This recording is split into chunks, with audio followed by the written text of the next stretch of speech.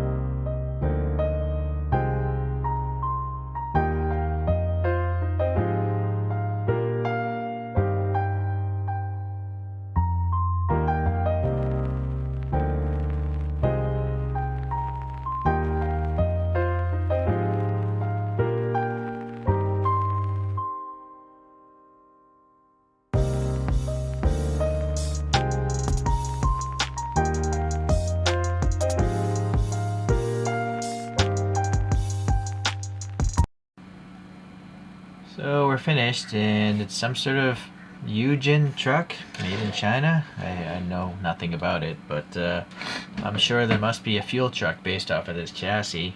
Alright.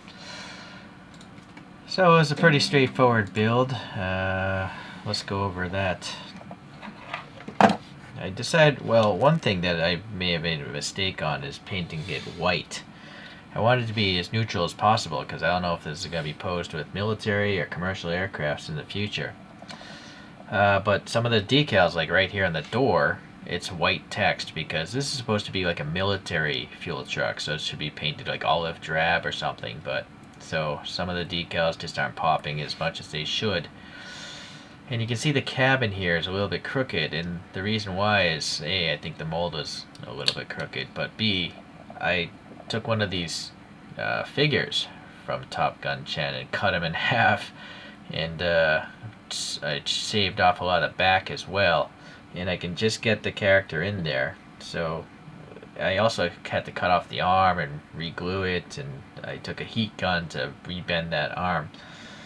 So you are going to have to paint some black here because it's going to show through the grill here, and since this is out, a little mirror.